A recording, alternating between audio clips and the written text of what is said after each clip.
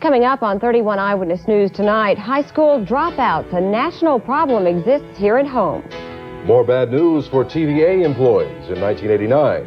And a look back at 1988 in the Shoals area. Hello everyone, I'm Heather Burns. And I'm Don Phelps. Those stories and much more coming your way next.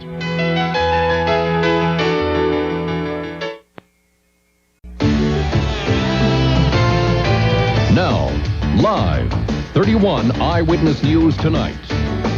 With Heather Burns, Don Phelps, Gary Dobbs, Eye on Weather, Bob Labby with sports, and news from the Shoals Bureau.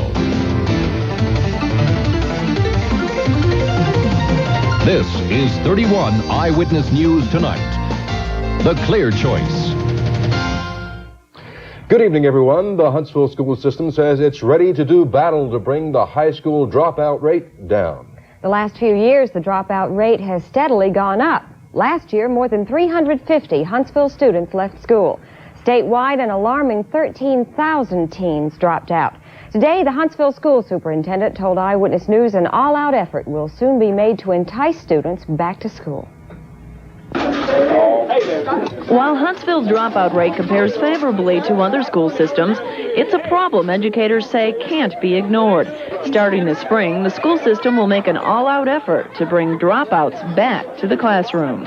One of the things that I think we're going to have to do early on is make a very intense effort to go out and to knock on doors and to make every effort we can and give the enticements that are necessary to bring back those youngsters that we've lost. Teachers will also play a major role.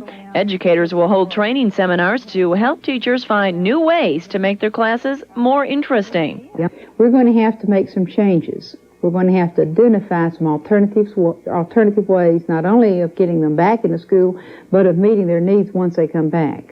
Huntsville's attack on the dropout rate comes at a time when the Southern Regional Education Board released findings critical of the South's education system. The report reveals some startling figures when it comes to Alabama. Researchers say 43% of first-time college freshmen still need remedial education. I'm not surprised. The youngster today is just not the traditionalist. Just not the average youngster that we taught in our schools a few years ago. And we've got to make those changes. We've got to make a lot of changes in our own attitudes. Dr. Kaler said it's time for the lip service to stop and action to start. By fall, the dropout program will be in full swing. In Huntsville, Amy Whitty, 31 Eyewitness News. Well, the news isn't too good for the Browns Ferry Nuclear Power Plant near Athens. TVA Chairman Marvin Runyon says employment at Browns Ferry will drop significantly in 1989. Right now, some 5,500 TVA and contract workers draw paychecks at the plant. Runyon says the agency will continue cutting its research, development, and power programs to reduce operating costs. TVA will expand its human resources division with new training programs and employee involvement circles. The Madison County residents have only a few days left to pay their 1988 property taxes. Today, taxpayers waited in long lines at the courthouse to have their property assessed and to pay required taxes. County tax officials say residents are waiting until the last minute to make their payments. There are a few changes in this year's property tax structure. Mobile homeowners are now required to have their properties assessed and pay taxes. For delinquent taxpayers, the interest rate is higher this year. It's gone from approximately 6% to 12%. A man who wants to be governor in 1990 has already thrown his hat in the ring. Democratic State Senator Charles Bishop says he's making his intentions known now so he can start building name recognition and a strong grassroots campaign. Bishop says he decided to run for governor because the public has been grossly misled on major issues. I'm not going to sit here and tell you that I can solve all of the problems, but I can start it in the right direction. It's going to take 2 or 3 governors. Then I think I would be successful. And simply being honest with the Alabama public and being qualified to address these major issues, I think is going to be a big step forward. Senator Bishop represents Walker, Tuscaloosa, and Pike counties. While Bishop looks ahead, we look back tonight at the Shoals area. Economically speaking, Shoals residents saw their share of ups and downs in 1988. For example, while thousands of TVA employees began losing their jobs, NASA announced plans to locate an advanced solid rocket motor plant nearby at Yellow Creek. And tied to the economy is ecology. The world's largest waste disposal firm has targeted North Alabama for no less than 2 massive landfills. Al Whitaker looks back at the shoals' top stories of '88. We need to bring about In January, Marvin Runyon was appointed chairman of TVA's 3-member board of directors. He promised to make the agency more competitive by cutting away unnecessary expenses and avoiding rate hikes for 3 years. So far, 7,816 jobs have been eliminated, and the agency hopes to find another $154 million to cut next year. But the news wasn't all bad. TVA's abandoned nuclear power plant at Yellow Creek, Mississippi became NASA's choice as a site for their advanced solid rocket motor plant. Some say the plant will do for this area what Marshall and Redstone did for Huntsville. Others predict the development of a high-tech corridor reaching all the way from Huntsville to Yellow Creek. Along the way, you'll pass the Alabama Music Hall of Fame in Tuscumbia. Voters narrowly approved a statewide referendum to provide the construction money. Groundbreaking ceremonies should take place sometime next spring. But in Lauderdale County, groundbreaking ceremonies of a slightly different kind have so far been prevented by a small group of Zip City residents. They're still fighting plans to open a regional landfill in their small community. Waste Management Incorporated took the county to court over that issue, and just this month, an appeals court ruling in the company's favor stripped the authority to regulate trash disposal away from every city and county government in Alabama. It was a gallant and expensive fight, but at this point it does appear as though the Zip City residents are losing their war on waste. And they're not alone. Currently, there are applications pending for no less than 5 landfills right here in northwest Alabama. 3 of them are regional landfills, and we know of 2 more additional landfills under consideration for the area. Coincidentally, Time magazine named as its Person of the Year the planet Earth. The magazine says that we are rapidly depleting all of our natural resources, while at the same time burying so much garbage that we're quickly running out of places to bury it. They call for a unified worldwide effort to save our planet. Tomorrow night, the story that we selected as our top story of the year. From the Shoals, Al Whitaker, 31 Eyewitness News. Elsewhere tonight, several people were trapped in their car following a bone-jarring accident on Triana Boulevard. Authorities say an adult, a teenager, and 2 small children were in a car that ran under a tractor-trailer rig. Paramedics had to use the jaws of life to pry the victims out of the car. They were trapped for some 15 to 20 minutes. Police say the accident happened as the truck was backing out of the Huntsville manufacturing plant on Triana Boulevard. Authorities say none of the injuries are life-threatening. Police say the driver of the car, 23-year-old Felicia Russell, and one of her passengers, Wendy Rogers, both of Huntsville, were the only ones transported to the hospital. Elsewhere, motorists are finding very few traffic problems this week. Still, you need to watch out for a couple of areas. Kim Albright tells us more on tonight's Road Watch. Work on the Parkway and University Drive has stopped until January 3rd. Early morning traffic during the holidays is much lighter than normal. The only problem areas will be on Oakwood Avenue at Meridian Street in the right-hand westbound lane. Utility crews have started working along Church Street south of Wheeler, but should not cause any major traffic problems. You can expect heavier traffic flow near shopping centers and malls as shoppers continue to take advantage of after-Christmas specials. I'm Kim Albright, and that's tonight's Road Watch. Sports and weather are still to come. The annual round ball tournament continues tonight at Huntsville High School. Bob Labby will have highlights. And the temperature won't be the only thing dropping. Gary's Eye on Weather is next.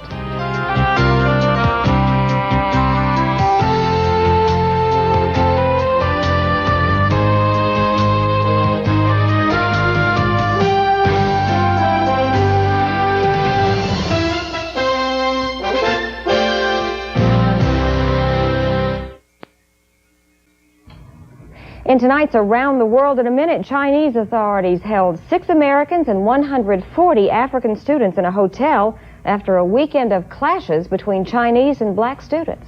Meanwhile, the Utah State Highway Patrol says there were more than 60 cars involved in a massive pileup involving morning rush hour traffic near Salt Lake City. Officials say that the heavy fog and slick roads caused the pileup. Some 36 vehicles needed to be towed from the scene. No serious injuries were reported.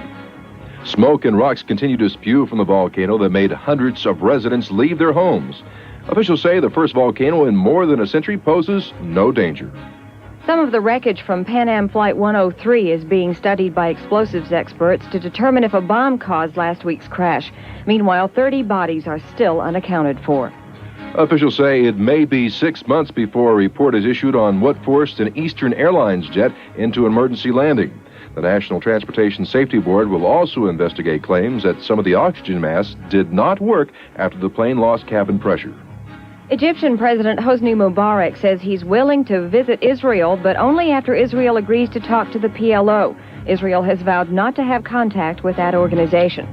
Temperatures in the Tucson area dipped to 25 degrees last night. The area also experienced a rare snowfall, and that's around the world in a minute.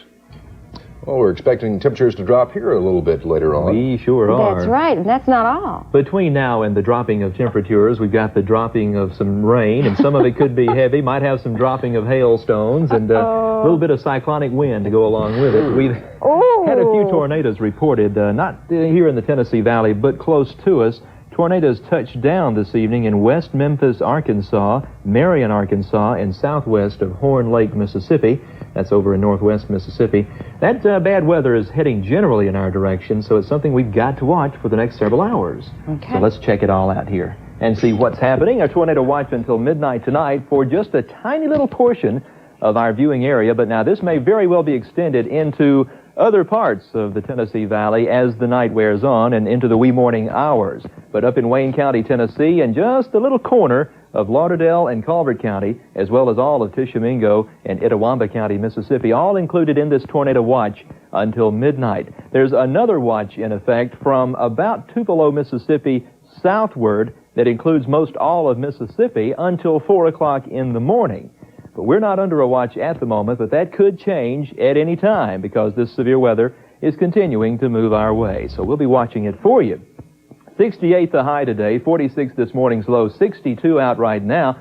Look how much colder it has gotten in Memphis, already down to 48 after the storms and the wet weather, and some tornadoes in that area have already gone through. Gusty winds out, southerly 17, gusting to 23. Our humidity is at 66%, 30.07 on our barometer at the moment. Super radar, very latest picture I could get for you, shows the severe thunderstorm activity right here along the Mississippi River Basin, moving into northern Mississippi right now. We have a closer shot of radar from the National Weather Service locations in Memphis, as well as Arkansas, and also contributing the signal from Tupelo, Mississippi. You can see the line of showers and thunderstorms that extends in western Tennessee, northwestern Mississippi. The line itself drifting eastward at 30 miles an hour. Some of the storms are moving northeastward at 50 miles per hour. And we're watching particularly what's happening way down here, because by the time the line gets over and those storms get up, then that'll be about over the Tennessee Valley. But that's not going to happen until after midnight or so, wee morning hours. So we got a long night ahead of us here to watch these storms. Here's the world view. You can see the storm in the middle of the country. That's the big change in our weather. And change it will be. Today's high 68, tomorrow no high at all, just falling temperatures all day long. And then tomorrow night, dropping down to about 24 degrees. A lot of snow up to the north of us connected to this same system. The storms are to the south of the low-pressure area. Snow extends back over this low as far southward as eastern Texas, but looks like that snow line is going to drift to the northeast and won't get any closer to us than probably Memphis to Nashville. By 5 tomorrow, it'll all be said and done. The cold front will be through, and we'll be clearing out tomorrow afternoon. So what activity we're going to have will be wee morning hours tonight and first thing in the morning. So we expect to see those wee hour storms, 50 the low with gusty southerly winds, morning rain tomorrow, then clearing, and falling temperatures all day, a west wind at 16 miles an hour. That's going to make it feel even colder tomorrow. No high tomorrow, just falling arrows. 24 the low. Ooh, that's going to hurt. Yeah, those arrows won't feel good, will they? 24 the low on Thursday morning. More rain coming back Friday into Saturday. Looks like Old Man Winter is about ready to let us know that this is his season of the year. He was just kidding last I'll tell you what week. happened. Mother Nature found out that I'm going to take a few days off starting tonight at 10:30. She said, what can we do to Gary to keep him working all night long tonight? And here we go. She found a way. I'll be here till it's all said and done. We thank you. Oh, sure. Appreciate it, Gary. Well, in financial news, the stock market declined today. The Dow was down 6 points, closing at 2,162. Trading was light at over 87 million shares.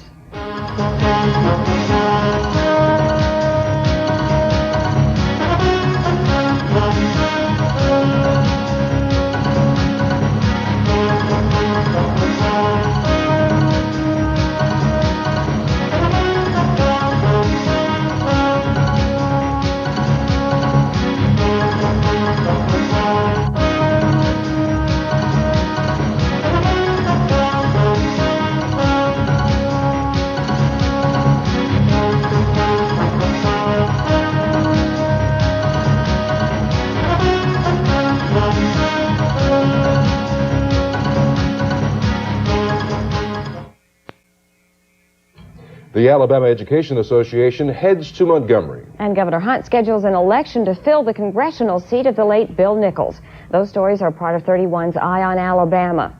Valentine's Day is the day residents in the 3rd Congressional District will vote on a new congressman. Secretary of State Glenn Browder and Tuskegee Mayor Johnny Ford are the two biggest names in a field of some 10 candidates so far. Following the February 14th primary will be a March 7th general election, barring a runoff. Governor Hunt is being criticized for the amount of security guards that accompany him. House Speaker Jimmy Clark claims 13 security guards escorted the governor to the Auburn, Alabama game. Clark says it's like the King of Saudi Arabia had shown up. For the second time in 50 years, the AEA will hold its annual convention in Montgomery. On March 13th, more than 3,000 teachers will converge on the Capitol for the two-day event.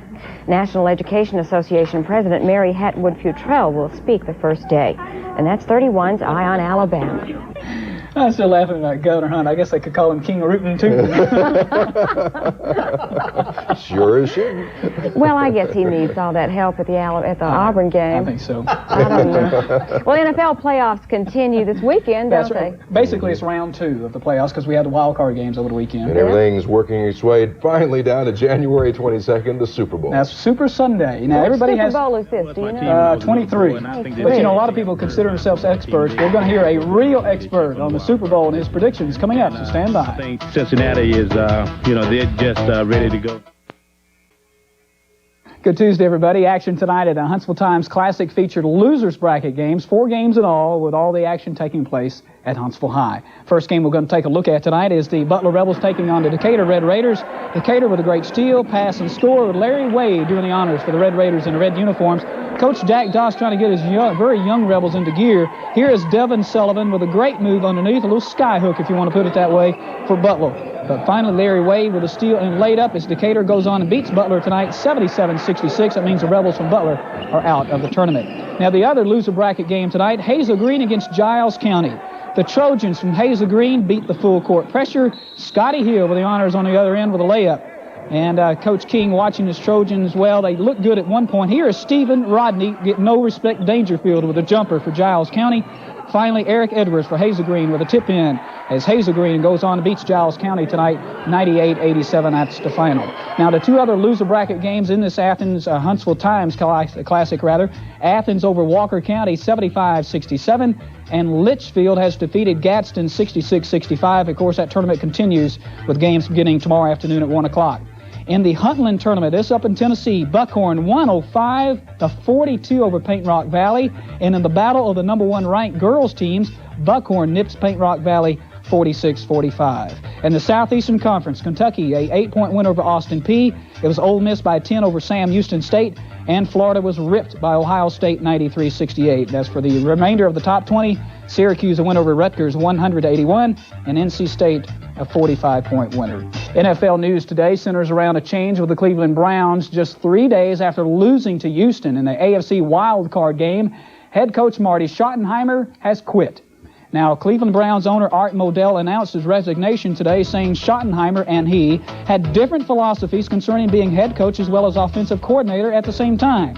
And 4 years as the Browns head coach, Schottenheimer led the AFL team to the playoffs each season. Now, my next-door neighbors are in-laws to Dwight Stevenson, former Alabama Crimson Tide great and current Miami Dolphins standout. Thus, I have the inside track and an exclusive interview with this NFL player who's been labeled the best offensive man in the league. Now, today I spoke with this all-pro player who's currently trying to overcome a serious injury which kept him out of action this season with the Dolphins. So I asked him his picks in the upcoming NFL playoffs. Okay, right now I feel as though Chicago should beat Philadelphia. Why? I don't know. I just think Chicago is an experienced playoff team, and they have Singletary. You know, the guy, he's a great leader on the defense. I just like Chicago. Right. And Minnesota, I like them. That was my team when I was a little boy, and I think that they have a very fine football team, and they're capable of going all the way this year from the wild card position. Okay. And I think Cincinnati is, they're just ready to go now, and I think they'll beat Seattle. And Buffalo, I think they'll beat Houston. As far as winning it all, I think Minnesota stands a good chance of winning it all. Against who in the Super Bowl? Possibly Cincinnati. I agree with him on just about all of them, but I think it's going to be San Francisco against Cincinnati in the Super Bowl. Now, we're going to hear from John Stallworth, who lives here in Huntsville. We're going to hear from him at a later date and his picks on the upcoming Super Bowl. Looking forward to it. Okay. And we have more coming up. Stay with us.